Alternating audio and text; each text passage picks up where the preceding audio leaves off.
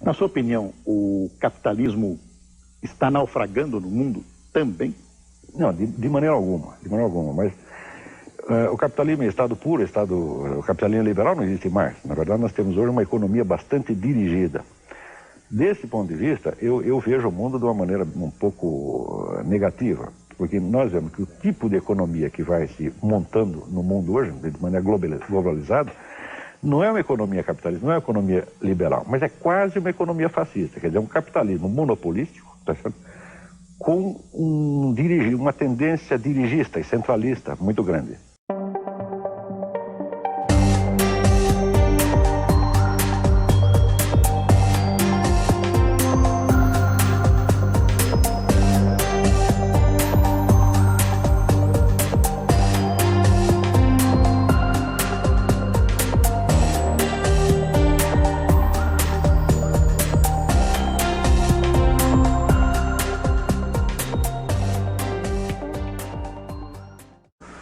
Professor Olavo de Carvalho, obrigado por ter atendido ao nosso convite. Eu ia começar com uma pergunta que eu disse que ia fazer, mas vou começar com outra. Eu também me surpreendo às vezes. Acabamos de conversar com o professor Pastore, globalização, economia, regimes políticos, eleições. O senhor acha que a ideologia acabou no mundo? Existe ainda esquerda e direita? O marxismo ainda está vivo? Eu acho que ideologia não acabou, não. A história de, inclusive, dizer que o comunismo acabou, isso é um mito, né? Eu acho que ideologia é um componente central da história humana. Enquanto existir pessoas que queiram agir, enquanto existir poderes, tá certo, que querem determinar o curso da história humana, e enquanto eles discursarem, haverá ideologias, certamente. Né? E o senhor acha que o comunismo ainda existe na prática? Eu creio que sim, ainda é uma força atuante. A gente está vendo agora na Rússia que eles ainda têm um poder de pressão muito grande. E, além disso, existe o que nós podemos chamar de comunismo residual. Quer dizer, que são princípios e conceitos marxistas que continuam atuando de uma maneira quase que subconsciente na avaliação que nós fazemos das coisas. Por exemplo, a ideia de que a luta de classes conduz à história, de que o fator econômico é predominante. Hoje praticamente todo mundo pensa assim. Mesmo pessoas que não são marxistas e muito menos comunistas, ainda tem essa tendência, né? É isso que Então, o senhor acha que imaginar que a história tem uma grande influência do poder econômico, da vida econômica, é sempre marxismo? Não, mas onde é um hábito, é um viés que é inaugurado pelo marxismo, né? E se torna uma coisa um pouco limitadora na medida onde as outras hipóteses são excluídas. Por exemplo, isto é o que fala, por exemplo, Alain Peyrefitte, no livro A Sociedade de Confiança. Ele diz que todos nós somos marxistas inconscientes. Quer dizer que não submetemos ainda a um reexame este pressuposto marxista do predomínio dos fatores econômicos na história. Por exemplo, esse mesmo livro do Peyrefitte é uma demonstração da falácia desse pressuposto, né? Quer dizer que as ideias, a parte cultural, a psique, tudo isso tem uma força muito mais determinante que a economia, mesmo porque até as ideias se tornarem realidades econômicas passam muitos séculos. Tudo aquilo que é feito na economia foi pensado muito antes. Quer dizer que é a cultura, é a inteligência humana que cria, vamos dizer, o quadro de possibilidades dentro do qual a história vai se desenrolar. Professor Olavo, boa parte da inteligência, chamada inteligência brasileira, é e era de esquerda muito marxistizada. Alguns professores até escreveram teses, escreveram livros inteiros e defenderam posições marxistas ou filomarxistas. Repentinamente, o Brasil, junto com a queda do Muro de Berlim, dá uma grande virada e muitos deles hoje estão no poder. Inclusive, notórias pessoas que ocupam posições extremamente importantes na vida brasileira. O senhor acha que eles se converteram ao capitalismo? Mais ou menos. Na verdade, o que não só o Brasil, mas parece que o mundo todo hoje caminha por uma espécie de síntese, no qual, por um lado, há um predomínio da economia liberal, mas o impulso, o anseio socialista se descarrega, então, em outros setores da atividade, como a saúde pública, educação e a cultura, sobretudo. Então, nós estamos vendo essa mistura de economia capitalista com uma cultura socialista. Mas o senhor acha, por exemplo, que se preocupar com educação e se preocupar com cultura e com saúde é patente esquerdista? Não, mas acontece que desde o advento de um cidadão chamado Antônio Gramsci, a cultura se transformou no meio principal de acesso ao poder. De acordo com a teoria de Gramsci, que teve uma influência muito grande na esquerda brasileira, toda a cultura é transformada num instrumento da política. E junto quando se fala de cultura, se inclui também a educação, as artes, a assistência psicológica, tudo isso. Então, é englobado dentro de uma estratégia política geral. Então, não há mais autonomia cultural. Quer dizer, que a iniciativa da busca de conhecimento, da discussão de ideias, está todinha condicionada de maneira direta e muito brutal a um interesse político. O senhor acha que ainda está no Brasil totalmente condicionado? Bastante. Eu não saberia avaliar, porque isso aí essas coisas a gente compreende uns anos depois que se passaram. A gente precisa ter um certo recuo para perceber o estado de coisas, né? Então, acho prematuro para falar isso no Brasil agora. Mas até uns 5 ou 6 anos atrás, a coisa estava... Eu acho que toda a nossa vida cultural estava politizada. O senhor acha que o presidente Fernando Henrique Cardoso pensa diferente do que ele pensava, por exemplo, nos anos 60? Substancialmente não. Quando ele diz que ele é um social-democrata, bem, é o que ele sempre foi. Quando diz que é um gramsciano, sempre foi. Mas eu não acho que ele mudou. Eu acho que apenas se rendeu a certa evidência, tá certo, do sucesso da economia capitalista. Isso aí ele não pretende mais vencê-la. Agora, quando se fala de social-democracia, existe o que eles chamam de socialismo democrático. O socialismo democrático tem um verniz de social-democracia, mas não desistiu, no fundo, de tomar o poder, inclusive pelo uso da força. Então, há os sociais-democratas sinceros, entre os quais eu incluo o presidente da República, e há os que se fazem de social-democratas, mas são o que eles mesmos chamam de socialistas democráticos, democratas socialistas.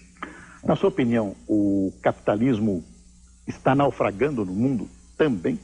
Não, de maneira alguma, mas o capitalismo é Estado puro, o capitalismo liberal não existe mais. Na verdade, nós temos hoje uma economia bastante dirigida. Desse ponto de vista, eu vejo o mundo de uma maneira um pouco negativa, porque nós vemos que o tipo de economia que vai se montando no mundo hoje, de maneira globalizada, não é uma economia capitalista, não é uma economia liberal, mas é quase uma economia fascista, quer dizer, um capitalismo monopolístico, tá certo? Com uma tendência dirigista e centralista muito grande. E corporativista. Tá certo? E nesse sentido, tanto quem se diz de direita quanto quem se diz de esquerda está contribuindo exatamente para isso. E o senhor acha que nós caminhamos para onde? Nós, o Brasil? Não, no mundo. E eu acho que nós estamos indo para pelo menos uma economia de tipo, digamos, um fascismo globalizado. Isso é bom? Não, de maneira... não precisa nem explicar. Tá certo? E eu acho que isso é uma coisa temível. Tá certo?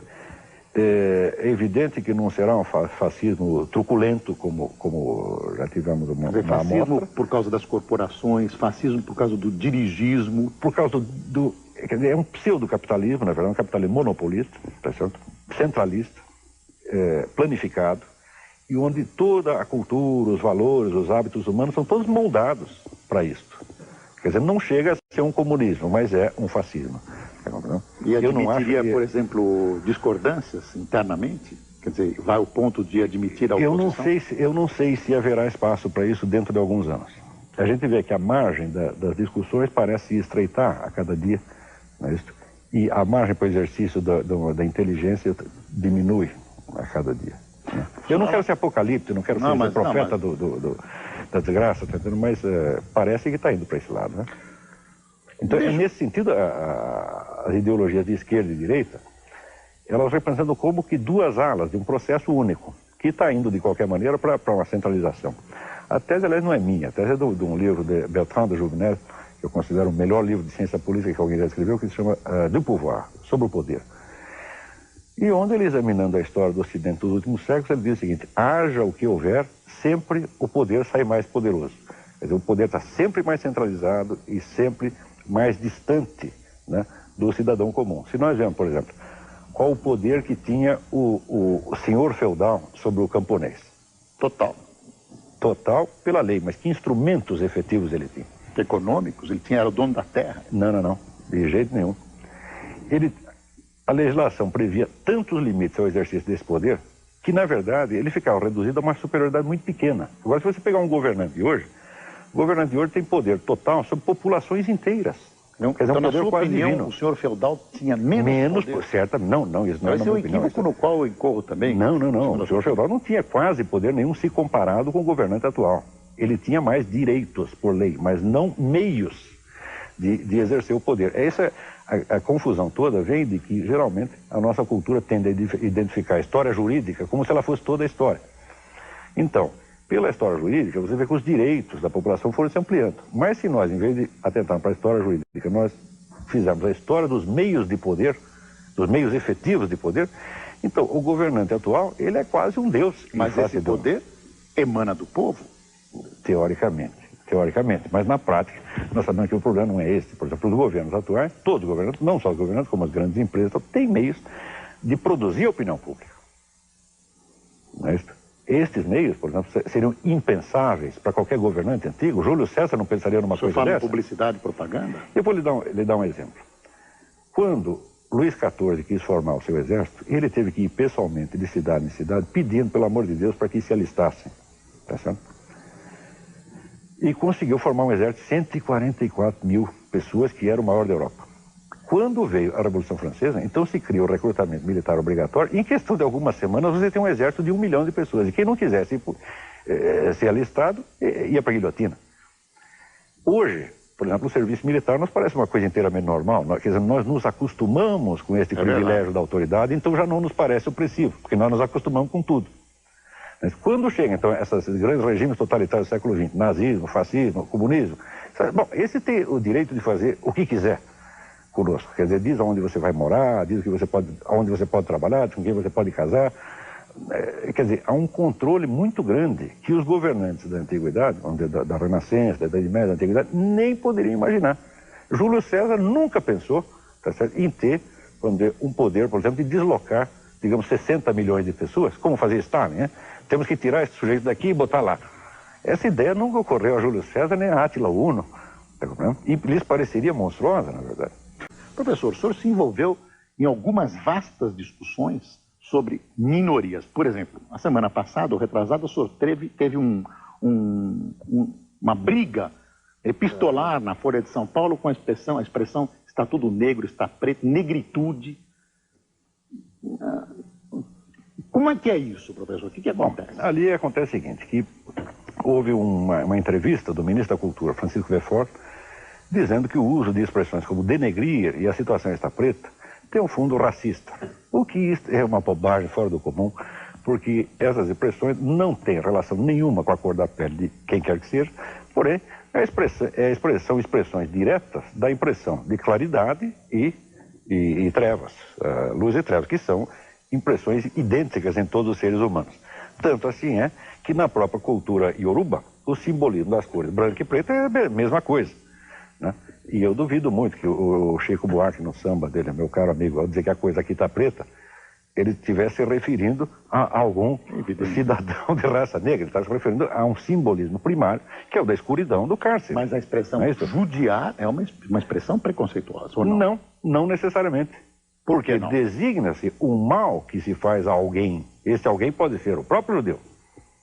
Quer dizer, sim, a expressão não diz que quem judia é o judeu? Quer dizer, não é? Ao contrário, é tratá-lo como certas pessoas tratavam a um judeu.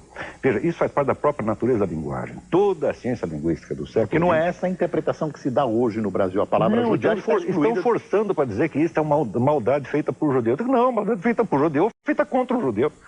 Ora, toda a ciência linguística do século XX prova que as palavras não têm significados fixos, grudados nelas de uma vez para sempre, mas que dependem sempre do contexto. Qualquer análise linguística tem que levar o contexto. Então você não pode dizer que tal palavra, tá certo? Ela tem conotação racista. Por definição, não existe conotação fixa.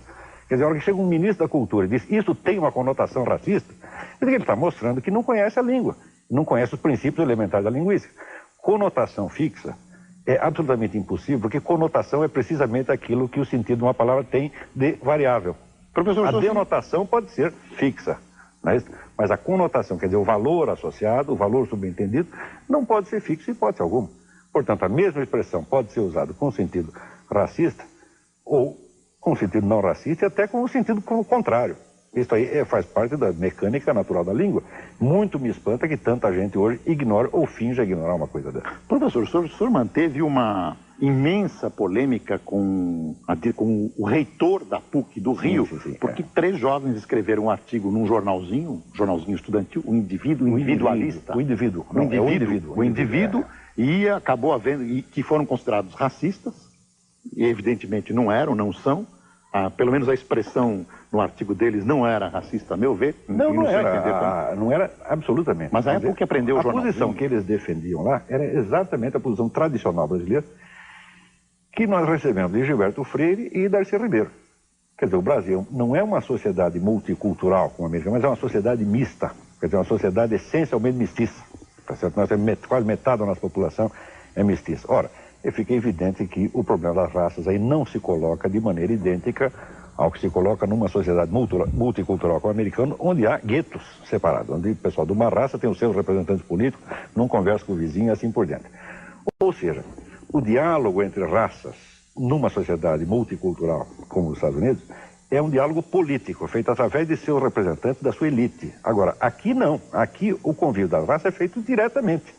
Para dizer como o rapaz do indivíduo, o editor do indivíduo, Pedro Sete Cama, que é meu aluno, para me entender, diz: o Brasil é o único país do mundo onde no programa árabe passa anúncio do programa judeu e vice-versa. É o único país do mundo onde o bairro árabe, por exemplo, no Rio de Janeiro, é o bairro judeu. Tá? E assim por diante. E a própria mestiçagem, quer dizer, se nós fôssemos realmente racistas, mas como é que conseguimos produzir 50% de mestiços? Né? Só se casaram com a pessoa de outra cor por vingança, para prejudicá-las, né?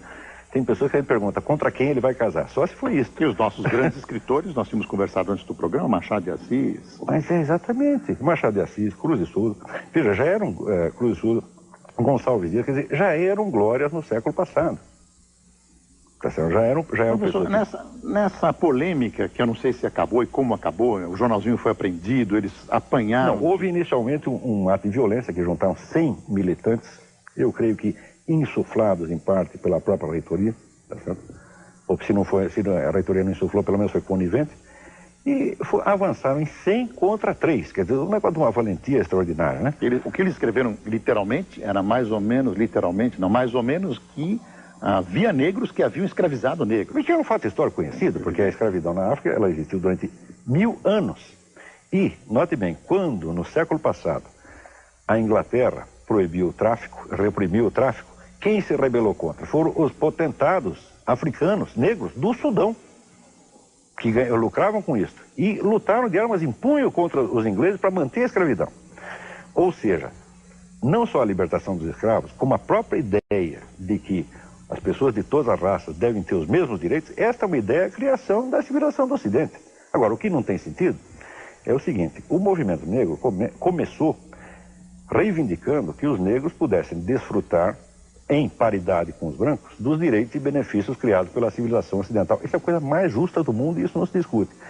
Porém, a partir do momento onde começam a obter esses direitos, o que eles fazem?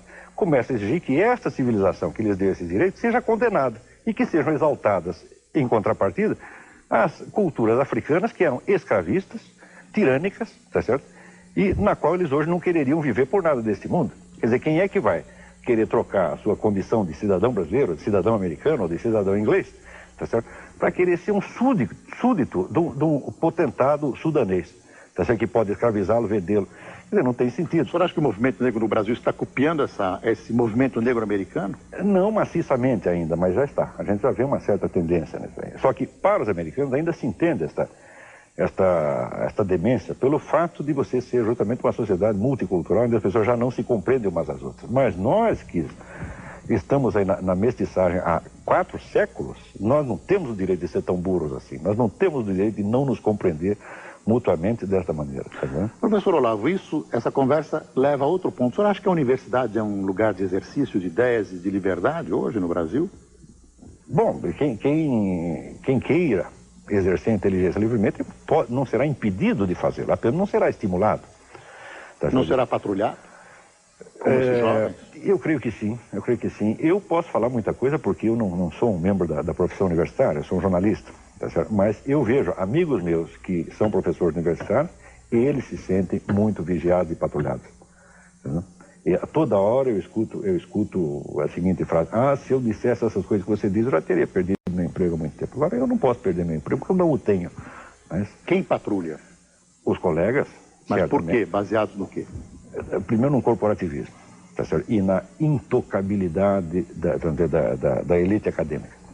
É curioso porque é a elite acadêmica mais vagabunda, mais baixa do mundo e a mais pretensiosa. A brasileira? A brasileira, certamente, porque se você pegar, por exemplo, o anuário da Enciclopédia Britânica, todo ano sai a lista dos prêmios científicos dados no mundo inteiro, tá certo? Nunca vi um brasileiro nessa lista. Ou seja, a produção científica e intelectual dessa gente é absolutamente ridícula, não tem peso no mundo, quer dizer, não tem autoridade nenhuma para falar, não são nada. E justamente por não ser nada, então fica se apegando, né, a este formalismo, a esta coisa boba, tá certo? Que as pessoas verdadeiramente grandes nunca tiveram. Um Gilberto Freire nunca teve isso, um Miguel Reale nunca teve isso. Você acha que a elite universitária não é muito parecida com a própria elite brasileira? Ah, certamente, certamente. É um pessoal profundamente complexado. Né? Quer dizer, uma elite complexada que tem que se defender do intruso, como se fosse uma ameaça. O intruso, o senhor diz que é o estrangeiro para a elite? Não, qualquer pessoa que queira opinar sobre o que quer que seja, sem pedir o aval desta classe. Então, o senhor não vê liberdade na universidade brasileira? De maneira efetiva, não. Existe uma liberdade formal. Mas a liberdade igual a formal, americana, por exemplo, ou não? A liberdade formal não basta, é preciso também a condição real do exercício daquilo. Mas, quer dizer, se você diz, todos aqui têm liberdade de falar o que quiser, tá certo? Mas você tem uma pauta já predeterminada de assuntos, tá certo? E qualquer assunto fora disso, ninguém presta atenção, não adianta, é a mesma coisa que você não ter a liberdade de falar. Né? Professor, vou fazer as perguntas dos telespectadores para as quais eu peço respostas rápidas. Temos 15 minutos. Olivier Joles, de São Paulo, pergunta: se o papel dos governantes, se o poder dos governantes é tão grande hoje, como explicar o caso Bill Clinton, Mônica Lewinsky? Bom, em primeiro lugar, o poder não é de cada governante em particular, mas do establishment, do sistema, do qual Bill Clinton não é senão um pequeno funcionário. Em segundo lugar, casos semelhantes de governantes que foram desmoralizados e derrubados por causa de conduta sexual irregular, isso aconteceu durante toda a história, tá certo? Houve o famoso caso de Canossa, onde o Papa obrigou um governante aí praticamente um rei aí praticamente de joelhos pedir perdão por uma conduta irregular. Isso aí não é uma novidade. Mas a novidade é apenas o trâmite, a coisa complexa, que fica 2 anos discutindo o assunto, né, por causa da mídia. Mas isso não quer dizer que o governo americano não tenha muito mais poder do que qualquer governante da antiguidade. Pessoalmente, o senhor acha importante que o Clinton seja uma pessoa sexualmente ilibada? Não, pessoalmente, quer saber, eu acho isso absolutamente... que esse caso interessa? Acho isso ridículo, tá entendendo? Se fosse aqui no Brasil, todo mundo resolveria isso como uma risada. Né? Um belo elogio. E isso, veja, esta tolerância maior, essa é uma das características da nossa cultura, da qual nós temos que nos orgulhar. E é justamente esta tolerância maior que permite um convívio melhor entre raças, entre pessoas diferentes.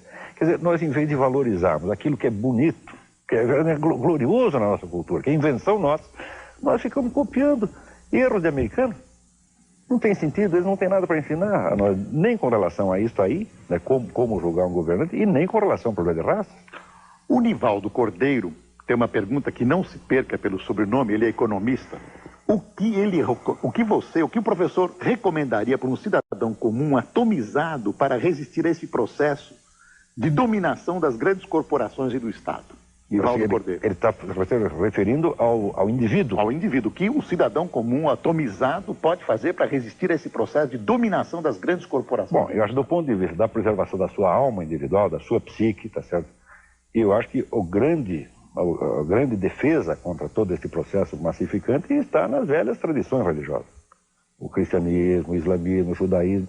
Aí você tem um patrimônio de conhecimentos interiores da humanidade, onde não há massificação ou globalização que possa entrar. Quer dizer, existe um domínio dentro do ser humano que é um domínio secreto, íntimo, no qual nenhum governante pode entrar.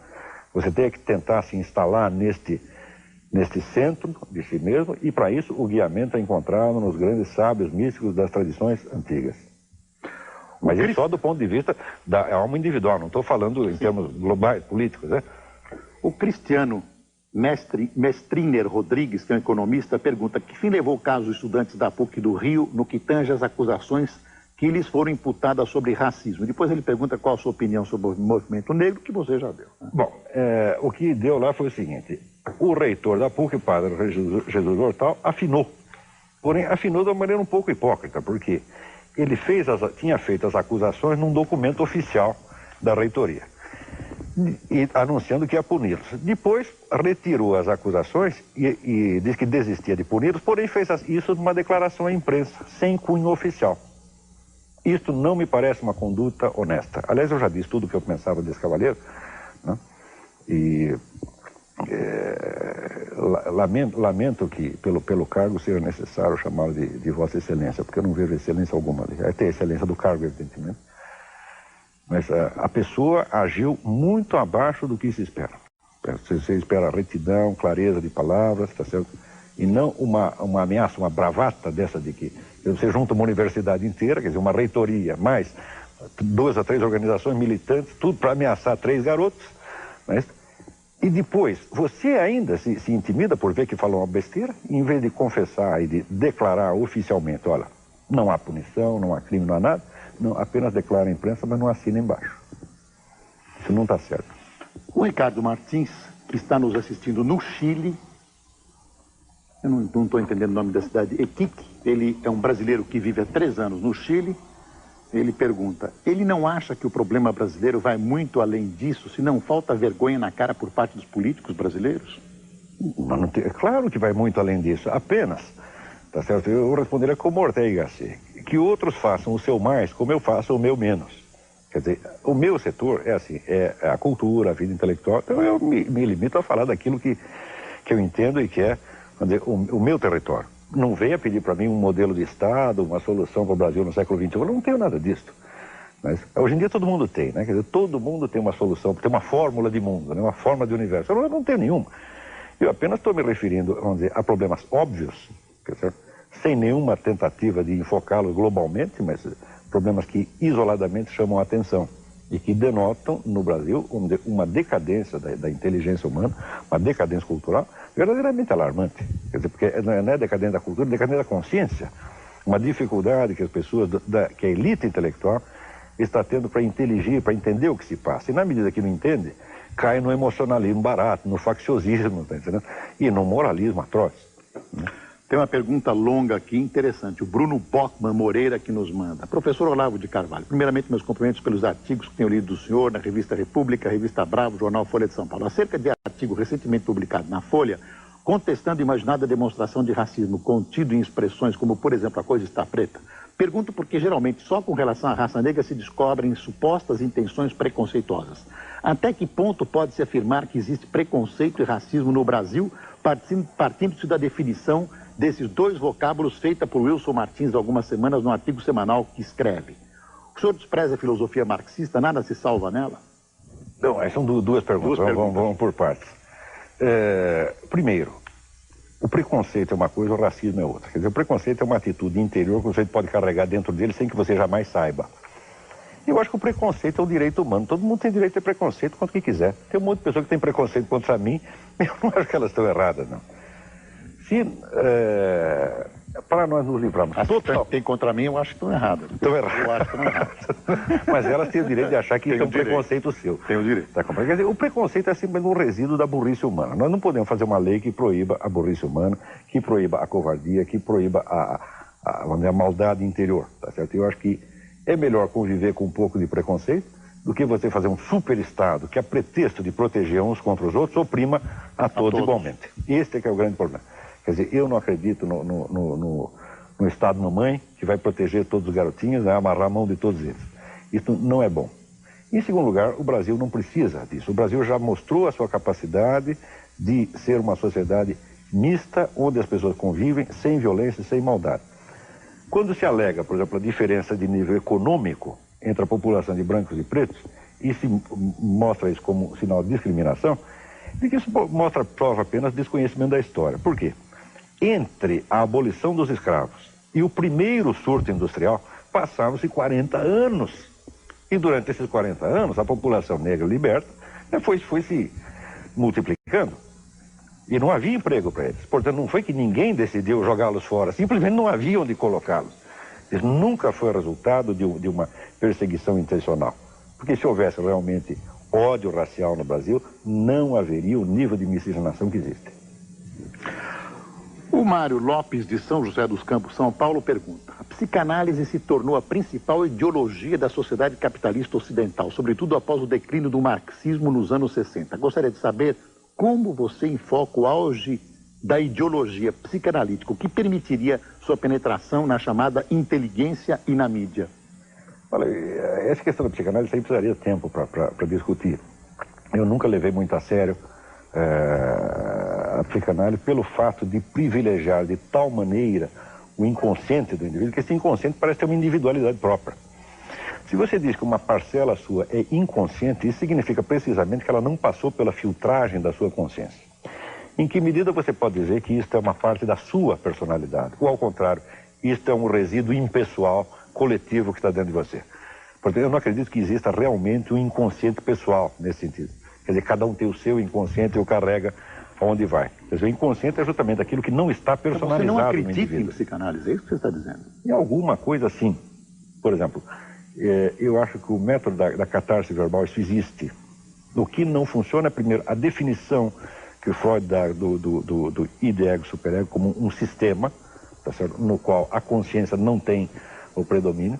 Isso aí eu não acredito de maneira alguma. E segundo, na teoria do predomínio do impulso sexual, também não acredito de maneira alguma. A gente vê, na maior parte dos casos, eu seguiria mais um grande analista chamado Igor Caruso, quando ele diz: com mais frequência nós vemos as pessoas reprimirem a sua consciência moral do que seus desejos sexuais. Olavo, respeitável amigo Olavo, pergunta o Sérgio Rabelo, de Vitória, Espírito Santo, poderia falar algumas palavras sobre a astrologia tradicional como ponte de transformação do intelecto egocentrado para uma cosmovisão e espiritualização do homem? Bom, em primeiro lugar, a gente precisa ver que quando se fala de astrologia tradicional, você está se referindo à astrologia como sistema simbólico, né, que é uma coisa que é universal e nada tem a ver com a prática astrológica divinatória que é corrente. O simbolismo astrológico está presente em toda parte e quem não o conheça não vai entender, por exemplo, a arquitetura gótica, a tapeçaria islâmica, não vai entender a Bíblia, não vai entender coisíssima nenhuma. Mas, aqui, como todo sistema simbólico, milenar, isso é uma coisa absolutamente indispensável, não só para você se conhecer a si mesmo, mas para entender a história humana. Professor Olavo, chegamos ao fim da nossa entrevista. Infelizmente, agora que nós começamos a esquentar e os telespectadores estão perguntando, eu vou passar às suas mãos também. Foi bom, enquanto durou. Esse monte de perguntas. Espero tê-lo aqui em breve novamente. Se Deus Muito obrigado, quiser, professor. eu responderei. Muito obrigado. Boa noite e até domingo que vem com mais um Passando a Limpo.